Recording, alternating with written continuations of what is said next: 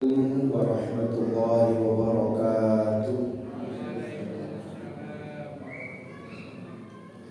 Alhamdulillah, alhamdulillahilladzi anzala al-Qur'ana hudan lin-nas wa bayyinatin al-huda wal furqan. Asyhadu an la ilaha illallah wa asyhadu anna Muhammadan abduhu wa rasuluh.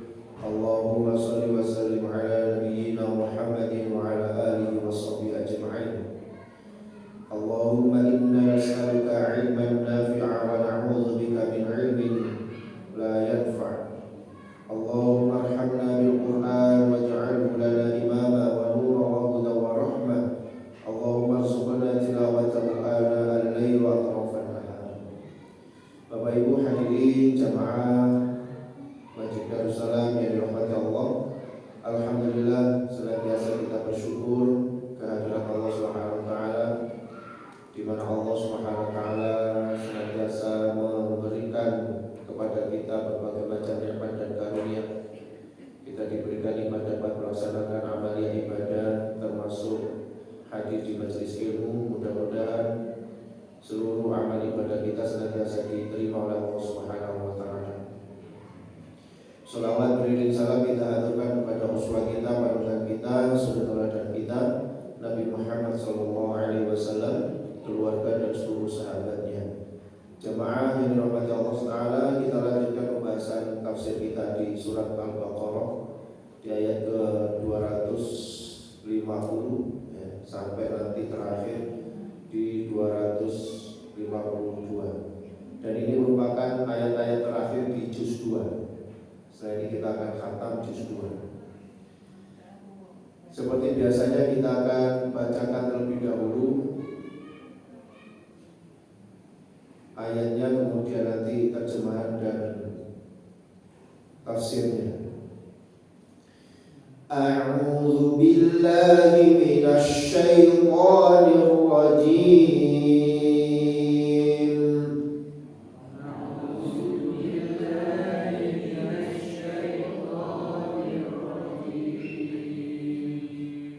Bismillahirrahmanirrahim.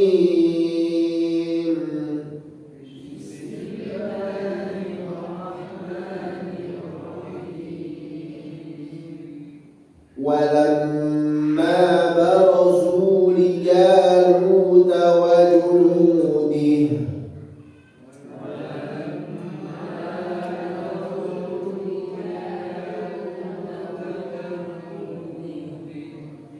qalu rabbana afrigh 'alaina sabran wa thabbit aqdamana.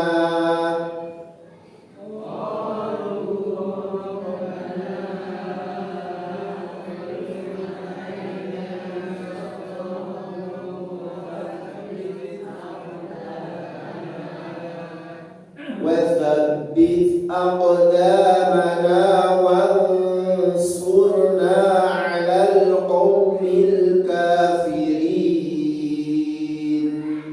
وثبت أقدامنا وانصرنا على القوم الكافرين.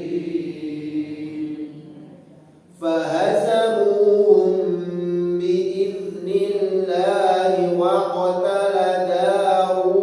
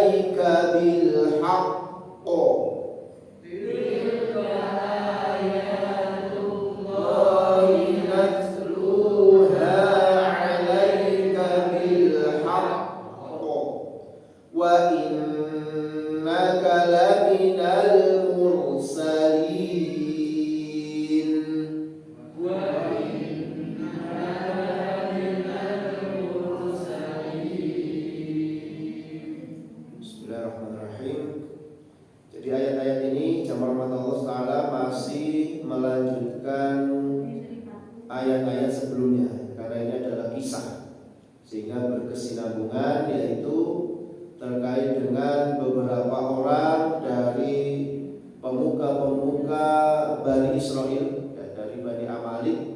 Mereka mendatangi nabi mereka yang di dalam tafsir Ibnu Katsir disebut sebagai Nabi Samuel.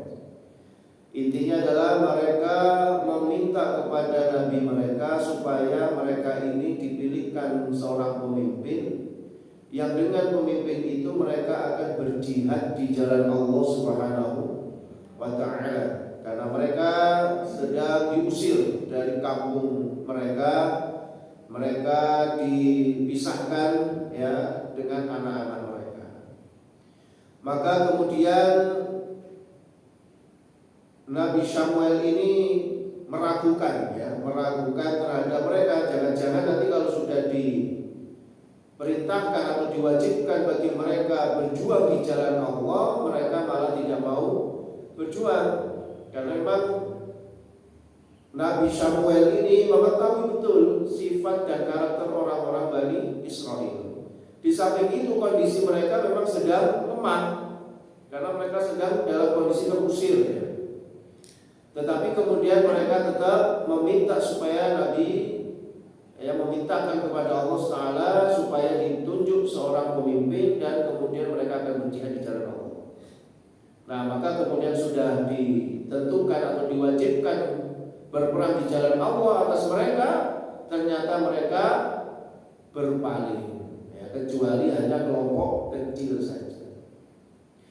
Begitu pula ketika sudah ditunjuk pimpinan bagi mereka, yaitu Talut, yang memang jauh dari keinginan mereka, karena Talut ini adalah orang yang tidak diberikan keluasan rezeki.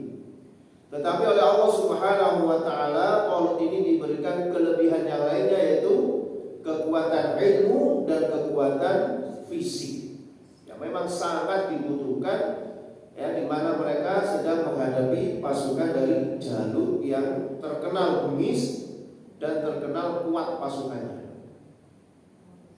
Kemudian Talut, ya, yang dipilih oleh Samuel untuk menjadi pimpinan Bani Israel ini mengumpulkan kurang lebih 70.000 pasukan.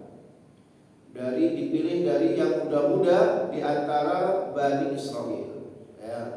Kemudian nanti Talut akan memberikan ujian bagi mereka terkait dengan adanya air sungai.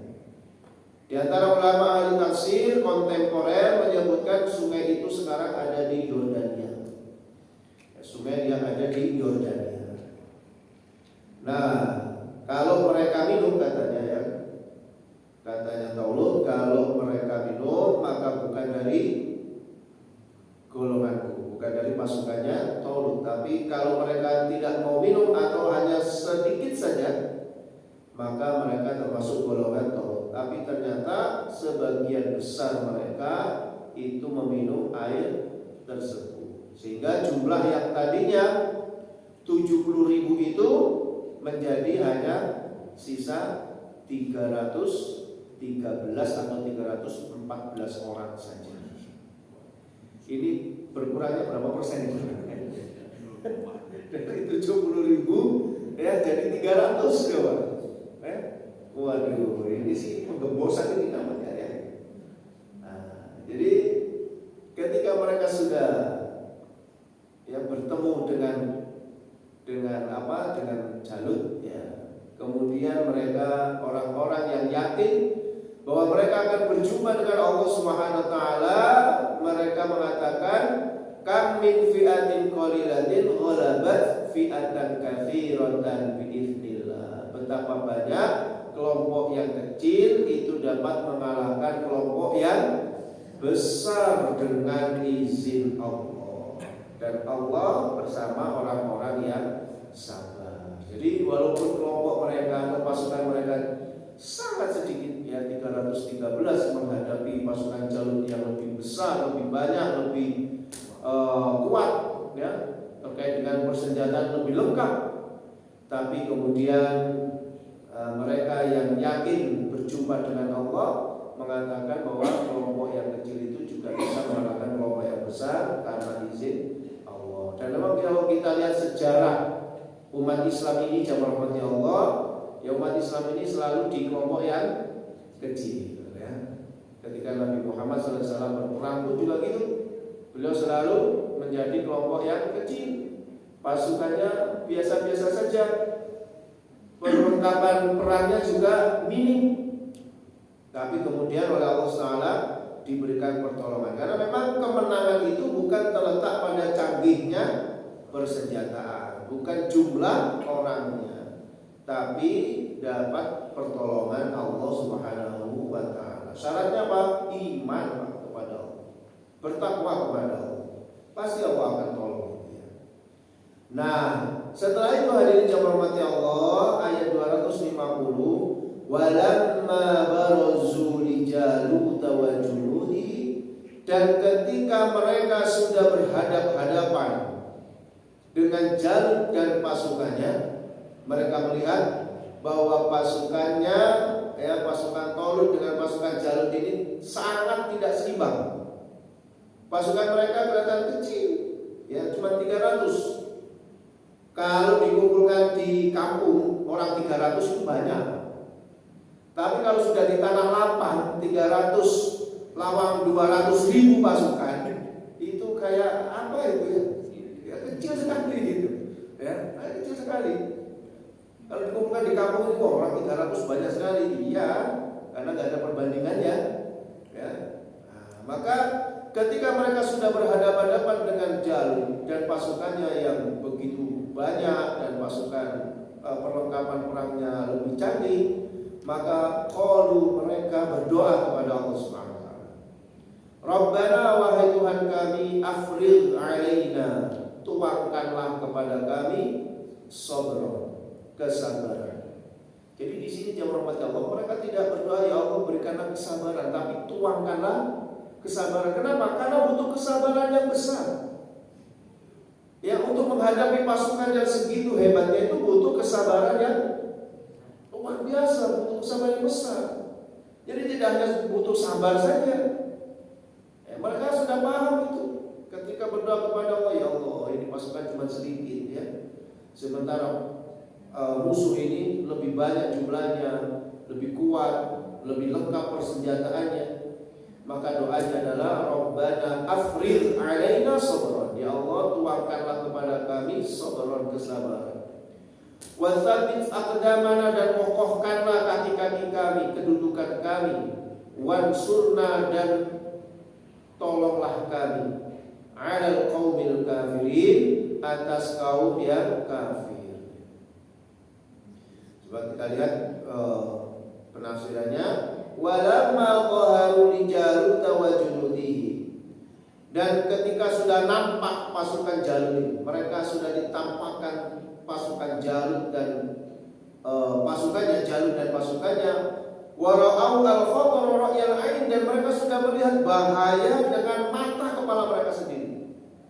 Mereka sudah menyaksikan, wah ini pasukan sudah siap lengkap dan seterusnya, ya. Maka faza'u ilallahi bidu'ai wa dhura'ah, maka kemudian mereka berdoa dengan penuh kekhusyuan kepada Allah Subhanahu wa taala. Seraya mereka berdoa, Rabbana anzil ala qulubina, ya Allah turunkanlah atas hati-hati kami sabran 'aziman, ya, yaitu kesabaran yang luar biasa. Kita juga gitu jamaah Allah, ketika kita ini menghadapi satu permasalahan yang sekiranya kita ini tidak sanggup untuk menyelesaikannya, maka minta sama Allah, Rabbana afrigh alaina sabra, ya Allah berikanlah hamba ini kesabaran yang tidak ada batasnya, sudah kesabaran besar menghadapi prajurit seperti itu. Nah, mungkin ini juga dialami oleh saudara-saudara kita di Palestina, kan gitu ya. Mereka jumlahnya sudah semakin sedikit, banyak yang diusir, banyak yang disuruh keluar dari negerinya. Ya, kemudian persenjataan juga ala kadarnya minim. Mereka diboikot lagi dan tidak dapat dukungan dari negara-negara yang lain. Ya. Nah, sementara musuh mereka Israel mendapat dukungan dari negara-negara lain, baik dapat persenjataannya, ya, kemudian pasukan, dapat pasukan dan seterusnya. Maka doa-doa mereka ya seperti ini, Rabbana afrigh 'alaina sabra, ya Allah berikan kesabaran yang sungguh luar biasa. Ya, sama dengan pahlawan-pahlawan kita zaman dahulu, zaman Rasulullah. Mereka butuh kesabaran yang besar, kesabaran yang tidak ada batasnya untuk menghadapi musuh itu. Ya, karena bisa jadi pertempuran itu membutuhkan waktu yang lama. Ya. Rabbana anzil ala qulubina sabran 'azima, ya Allah turunkan kepada kami, kepada hati kami kesabaran yang agung, kesabaran yang besar, kesabaran yang tidak ada batasnya. Wa tsabbit aqdamana, dan kuatkanlah kaki-kaki kami. Waj'alha rasikhatan fi qitalil 'adw, dan jadikanlah kami ini ya kuat di dalam memerangi pasukan atau memerangi musuh, supaya kuat Pak, supaya enggak lari. Jadi wasabit aqdamana, dikuatkan kakinya supaya enggak jadi pengecut, enggak jadi ya orang yang melarikan diri dari medan pertempuran, walaupun pasukannya itu secara hitungan kertas kalah, ya, jumlah kalah, kemudian persenjataan kalah, semuanya dari segi apapun mereka sudah kalah sebenarnya. Ya. Makanya mereka minta supaya wasabit aqdamana, kokohkanlah kedua kaki kami supaya kami itu tidak lari dari pertempuran. Ini la tafiru min haulil harbi, supaya kami tidak melarikan diri dari pertempuran. Wansurna bi'aunika wa ta'idika 'alal qaumil kafirin, dan tolonglah kami dengan pertolonganmu dan penguat darimu atas orang-orang ya kaum kafir, supaya mereka ini diberikan pertolongan oleh Allah Subhanahu wa taala dan diberikan kemenangan. Ini bisa kita rasakan hari ini zaman rahmat Allah, betapa sulitnya ya yang dihadapi oleh mereka ini. Sudahlah mereka ini berangkat dengan jumlah yang besar, tiba-tiba kemudian mundur segitu banyaknya zaman rahmat Allah, sehingga kemudian mereka tinggal sedikit saja pasukan mereka. Itu tentunya akan menurunkan mental itu sebenarnya. Ya. Kita berangkat dengan pasukan yang banyak, tiba-tiba pulang semuanya, hanya tinggal pasukan yang kecil saja. Oh, itu jelas itu akan mempengaruhi mental itu. Belum lagi bertemu dengan musuh, begitu berhadapan dengan musuh yang begitu banyaknya. Nah, ini kalau tidak kuat iman, maka juga akan runtuh mental itu. Makanya mereka minta supaya dikuatkan oleh Allah SWT kaki-kaki kami, supaya tidak lari dari medan pertempuran. Karena lari dari medan pertempuran itu ciri daripada orang munafik yang berhati. Ya, di antara ciri munafik itu adalah dia lari dari pertempuran. Setelah doa seperti itu, kemudian fahazabuhum, mereka menyerbu. Ya, pasukan Talut ini menyerbu pasukannya Jalut biidznillah, dengan izin Allah. Ya, walaupun sedikit tapi mereka berani ya menyerbu pasukan yang besar yang memiliki persenjataan yang lengkap dengan izin Allah. Di dalam pertempuran itu waqatala Daud sempat membunuh Jalut pimpinan mereka. Daud yang masih kecil itu ya masih remaja membunuh Jalut. Wa atahu Allahul mulka, dan Allah kemudian memberikan kepada Daud al-mulka, kekuasaan, wal hikmata, dan hikmah, wa 'allamahu, dan Allah mengajari Daud mimma yasha, terkait ya tentang apa yang dikehendaki oleh Allah. Walaula dafullahi nasa ba'dahum bi ba'd, sekiranya Allah tidak menolak keganasan manusia di antara mereka, kalau Allah Subhanahu wa taala tidak menolak kejahatan manusia itu, maka la fasadatil ardh, pasti dunia ini akan hancur. Ya, makanya adanya orang beriman, adanya orang yang berjihad, ya, menolak keburukan. Itu adalah cara Allah ya supaya bumi ini tidak hancur. Coba kalau Allah diamkan saja, orang maksiat, orang berbuat keburukan, orang yang berbuat kejahatan didiamkan aja oleh Allah Taala, la fasadatil ardh, pasti bumi ini akan hancur.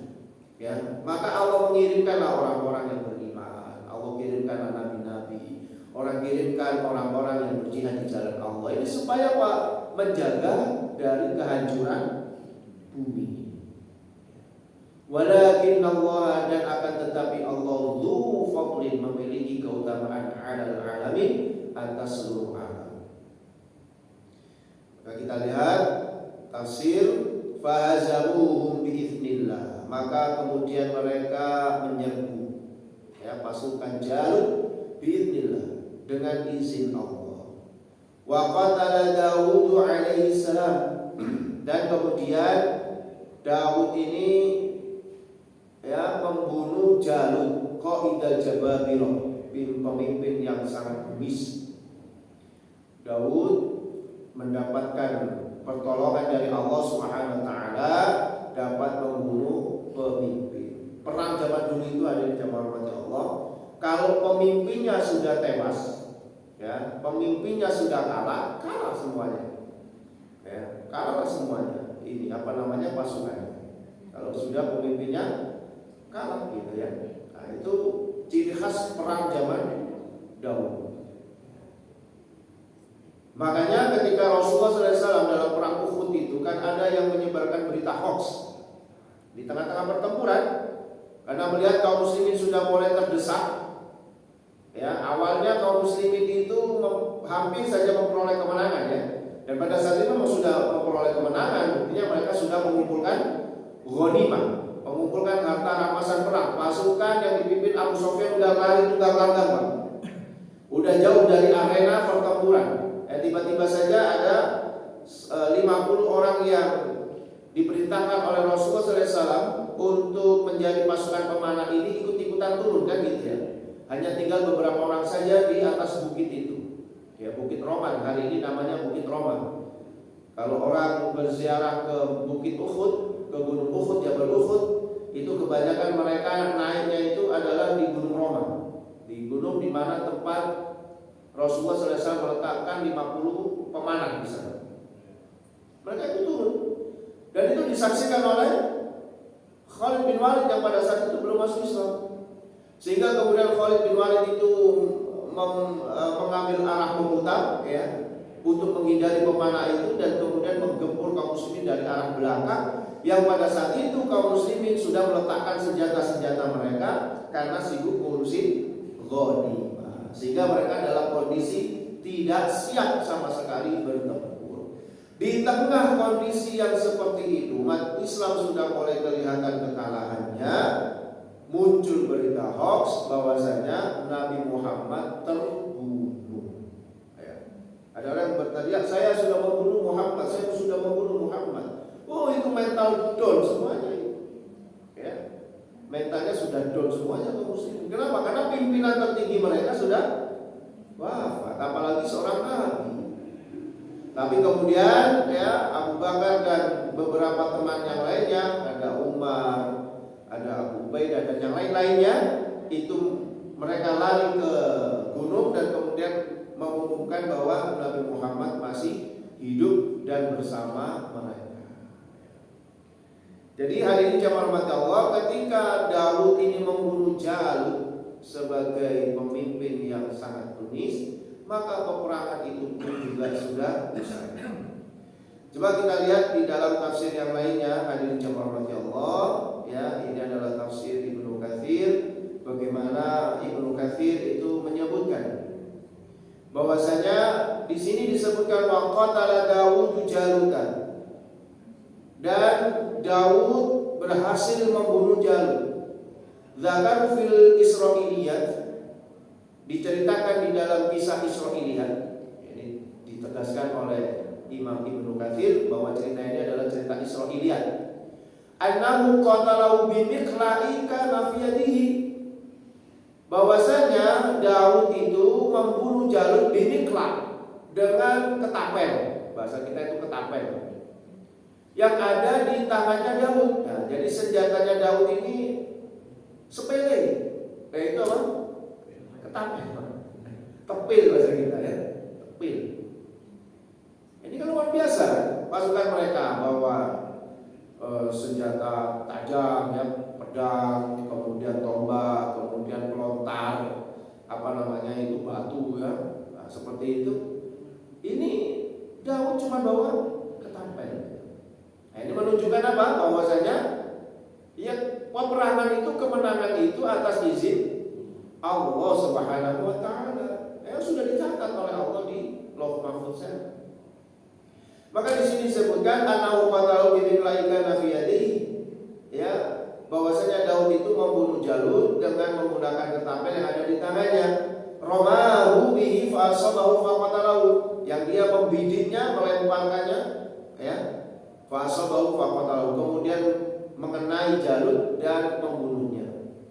Wa kana Talut, dan adapun Talut qad wa'adahu, sungguh telah berjanji kepada Daud, in qatala Jalut, kalau Daud ini berhasil membunuh Jalut, an yuzawwijahu ibnatahu, maka dia akan dinikahkan dengan putrinya. Wah, keren ini Pak ya. Jadi sayembaranya gitu ya. Siapa yang bisa membunuh Jalut dinikahkan dengan putrinya. Ya, ini kayak cerita-cerita dongeng di negeri kita kan juga gitu ya. Dulu kan gitu ya. Nah, siapa yang bisa mengalahkan ini nanti akan dapat putrinya. Atau misalnya seperti ceritanya apa itu? Ya, siapa yang bisa mengambilkan, kalau perempuan akan saya jadikan saudara ya. Kalau laki-laki akan saya jadikan suami ya. Kayak gitu ya. Nah, ini Talut juga gitu. Talut memberikan janji siapa yang dapat membunuh Jalut maka dia akan menikahkan dengan putrinya. Wa yusyaqiruhu ni'matahu, dan akan membagi-bagi nikmatnya. Artinya karena Talut ini nanti kalau bisa membunuh Jalut, otomatis dia akan mendapatkan apa? Harta rampasan perang ya, sehingga perlu itu dibagi-bagi. Wa yusyrikahu fi amrihi, dan berserikat di dalam semua urusan. Maka ketika Daud berhasil membunuh Jalut, fa waffalahu, dia tepati janjinya itu. Tsumma alal mulku ila Daud alaihi salam, maka ya kemudian berpindahlah kekuasaan dari Talut kepada Daud. Jadi ceritanya gitu Pak. Kenapa kok kemudian nanti Daud itu mendapatkan kerajaan? Ya, itu karena Daud menikah dengan putrinya Talut, yang Talut pada saat itu menjadi pimpinannya Bani Israil. Nah, karena dia anak menantu, otomatis begitu bapaknya meninggal dunia, naiklah dia menjadi raja. Ya. Nah, disinilah hadirin jamaah rahmati Allah, tidak pernah Allah memberikan dua kemuliaan kepada nabi-nabi yang lainnya. Ya. Dua kemuliaan itu apa? Yaitu Daud diberikan kekuasaan jadi raja plus sekaligus menjadi nabi. Gak ada yang lainnya. Kalau enggak, nabi itu mesti musuhnya adalah penguasa, raja. Siapapun coba dilihat dalam sejarah. Ibrahim musuhnya Namrud, ya. Kemudian siapa? Musa musuhnya Firaun. Isa pun juga gitu. Musuhnya adalah pemerintah Romawi pada saat itu kan. Tapi ini Daud ini subhanallah luar biasa, diberikan oleh Allah Subhanahu wa taala dua kemuliaan, yaitu dia diangkat menjadi pemimpin, menjadi raja, sekaligus menjadi nabi. Ini jarang-jarang ini ada nabi yang demikian ini ya. Jadi nabi sekaligus jadi raja ya. Maka diberikanlah ya kerajaan itu kepada Daud manahallahu bihi minan nubuwatil azimah, dan juga Allah memberikan kenabian ya, kenabian yang agung. Maka di sini disebutkan wal hikmata ay an-nubuwata ba'da Samuel.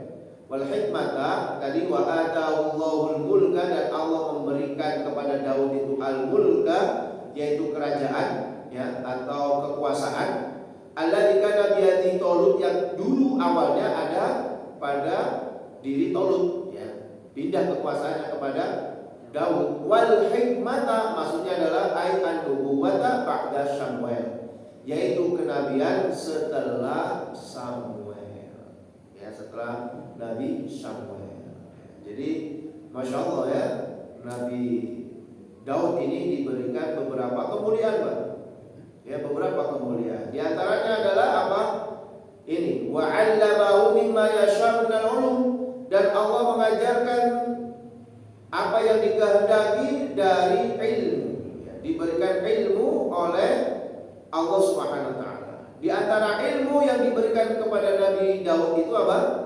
Yaitu kitab Zabur. Ya, diberikan kitab Zabur. Kemudian juga Nabi Daud ini orang yang diberikan kemampuan oleh Allah Taala untuk mengolah besi sehingga menjadi baju besi. Nah, jadi baju besi itu adanya yaitu di zamannya Nabi Daud. Wallahu alam bagaimana pabriknya, itu tidak tahu ya. Di zamannya Nabi Daud yang tahu ya, tentunya. Nah, jadi gitu. Sehingga Allah Subhanahu wa taala memberikan ilmu. Di antara ilmu-ilmunya itu tadi, yaitu Allah berikan Nabi Daud ini mengetahui tentang Zabur, ya.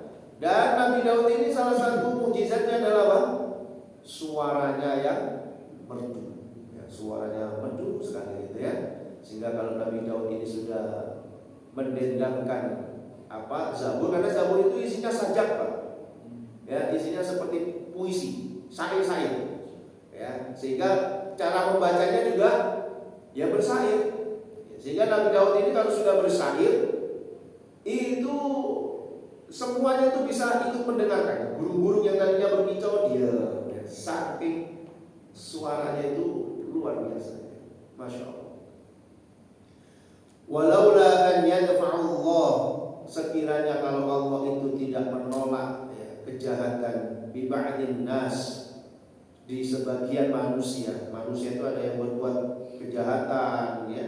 Kalau kemudian Allah tidak menolak kejahatan itu di antara manusia, yaitu siapa yang menolak kejahatan itu? Wahum ahlul ta'ah lahu wal iman, yaitu orang-orang yang taat kepada Allah dan orang-orang yang beriman. Ya. Bihi ba'dhan wa hum ahlul maksiyah lillahi wa syirki bihi.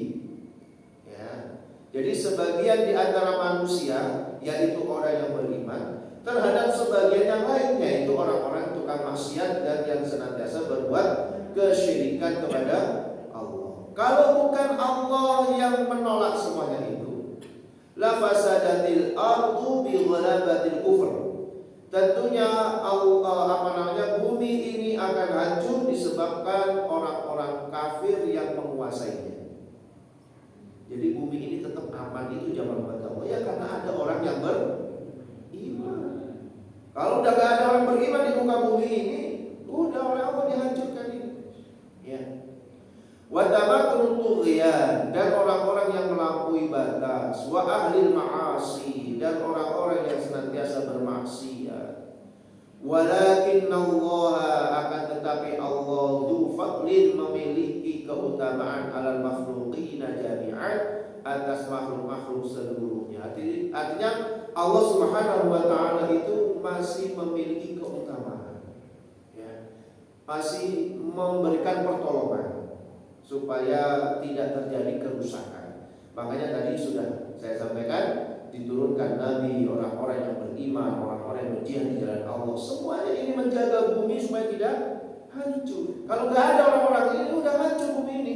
Diisi oleh orang-orang maksiat, diisi oleh orang-orang yang senantiasa melampaui batas dalam bermaksiat kepada Allah, orang-orang yang kufur, orang-orang yang syirik, hancur bumi ini. Ya. Baik dari sisi moralnya, apalagi dari sisi alam semestanya ini akan hancur. Ya.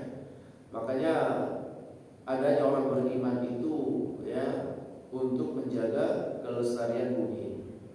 Kemudian ayat ini ditutup tilka ayatullah. Itulah ayat-ayat Allah. Jadi mulai dari awal zaman rahmat Allah itu merupakan tanda-tanda kekuasaan Allah Subhanahu wa taala. Natluha, yang kami bacakan kisah itu alaika kepada Muhammad bil haqqi, dengan kebenaran. Jadi kisah yang ada di dalam Al-Quran itu pasti benarnya ya Allah.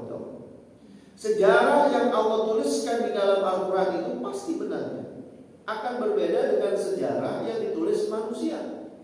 Ya, bisa jadi benar, bisa jadi salah. Ya, katanya sejarah itu ditulis tergantung siapa pemenangnya ya. Yang menang itulah yang menulis sejarah ya. Sehingga sejarah bisa dibelokkan. Maka kalau ini Allah Subhanahu wa taala sudah menegaskan bahwasanya kami telah membacakan kisah tersebut kepada Muhammad bil haq, dengan benar. Jadi kisah ini benar, bahkan kisah ini masyhur di kalangan Bani Israel, masyhur kisah ini. Ya. Wa innaka, dan kemudian Allah meneguhkan kepada Nabi Muhammad, wa innaka, dan sungguh kamu laminal mursalin, benar-benar di antara para utusan Allah. Ya, termasuk golongan Rasul, para Rasul. Ini menegaskan. Kenapa? Karena kisah ini tidak akan diketahui bagi orang-orang yang musyrik. Nabi Muhammad berada di lingkungan orang-orang yang musyrik kan, bukan ahlul kitab. Nabi Muhammad di Mekah itu bukan bersinggungan dengan ahlul kitab. Kalau Rasulullah bersinggungan dengan ahlul kitab, tentunya Rasul tahu ini kisah ini. Tapi Rasulullah ini berada di lingkungan musyrikin, orang-orang yang penyembah berhala, mereka gak kenal kitab dan seterusnya. Maka ketika Allah menerangkan ini, itu menunjukkan bahwa beliau itu benar-benar Rasul. Dan kisah-kisah ini Rasulullah SAW dapatkan bukan dari berita orang lain, tapi langsung dari Allah Subhanahu wa taala. Mustahil Rasulullah SAW mengatakan kisah ini jamaah Allah kalau beliau bukan seorang nabi atau seorang rasul. Mustahil. Makanya dengan dibacakan ayat-ayat ini oleh Allah Subhanahu wa taala, itu meneguhkan bahwa beliau adalah Rasulullah, termasuk nabi dan rasul ya. Sehingga ini menguatkan kita, sekaligus menjadi jawaban bagi orang-orang yang mengatakan wah, Al-Quran itu adalah bikinan Nabi Muhammad.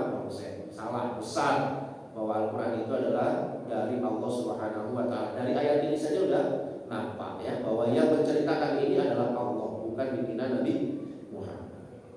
Demikian hadirin jamaah Allah taala, sudah alhamdulillah kita sudah selesaikan juz 1 juz 2 ya dari surat Al-Baqarah. Ya, mudah-mudahan semakin menjadikan kita cinta kepada Al-Quran, dan mudah-mudahan Allah berikan keberkahan kita dengan Al-Quran. Amin ya rabbal alamin. Subhanakallahumma wa bihamdika, asyhadu an la ilaha illa anta, astaghfiruka wa atubu ilaik. Wal afwan bikum, nasallallahu wa fathul qarib wa basyiril mu'minin. Assalamualaikum warahmatullahi wabarakatuh.